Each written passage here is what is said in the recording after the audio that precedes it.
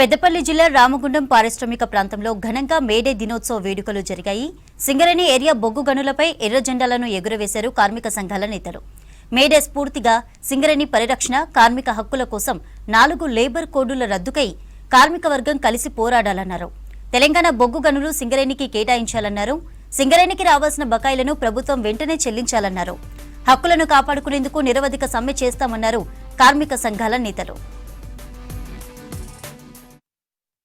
ప్రపంచవ్యాప్తంగా ఇవాళ మనం ఈ 8 గంటల పనిదినాన్ని అనుభవిస్తున్నామంటే ఆ రోజు వారు ఇచ్చిన త్యాగదనులు ఇచ్చిన జెండా పెట్టుకొని ఇవాళ మనం 8 గంటల పనిదినాన్ని సాధిస్తున్నాం.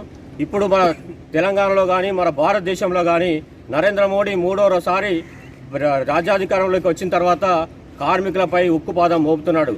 ఆనాడు వ్యవసాయ కూలీలను 3 చట్టాలు తెచ్చి వాళ్ళని అరిగోస పెట్టి 3 సంవత్సరాలు పోరాటం చేస్తే దాన్ని రద్దు చేశారు. ఇవాళ 4 లేబర్ కోడ్లు 29 చట్టాలను 4 లేబర్ కోడ్ల ప్రకటించి ఇవాళ కార్మిక వర్గంపై మాట్లాడే హక్కు లేకుండా, సమ్మె చేసే హక్కు లేకుండా, జీతభత్యాల కోసం కొట్లాడే హక్కు లేకుండా, అదేవిధంగా సంఘం నడుపుకునే హక్కు కూడా కోల్పోతున్నాం.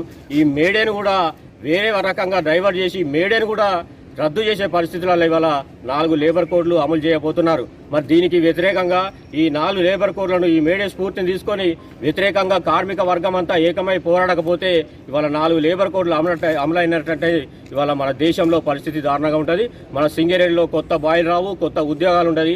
మనం తెలంగాణ ఎందుకు సాధించుకున్నాం? నిధులు, నియామకాలు, ఉద్యోగాల గురించి సాధించుకున్నాం. మరి ఇవాళ ఉద్యోగాలు ఎక్కువ మంది ఉన్నారు సింగరేణిలో అని చెప్తా ఉన్నాడు బట్టి విక్రమార్క గారు నిండు సభలో. అది మేము వ్యతిరేకిస్తున్నాం. ఎక్కువ కాదు, ఇంకా కొత్త బాయిలు లేవాలి, ఉద్యోగ అవకాశాలు కల్పించాలి. మనం కొట్లాడిందే తెలంగాణ అందుకోసం. కాబట్టి ఈ వీటిని పోరాటి సాధించుకున్న హక్కులను కాపాడుతుంటే మేము ఊరుకోము. కార్మిక వర్గం అంతా కన్నెర వేసి ఇవాళ సమ్మెకైనా సిద్ధంగా ఉండాలని కార్మిక వర్గానికి ఈ సందర్భంగా పిలుపు.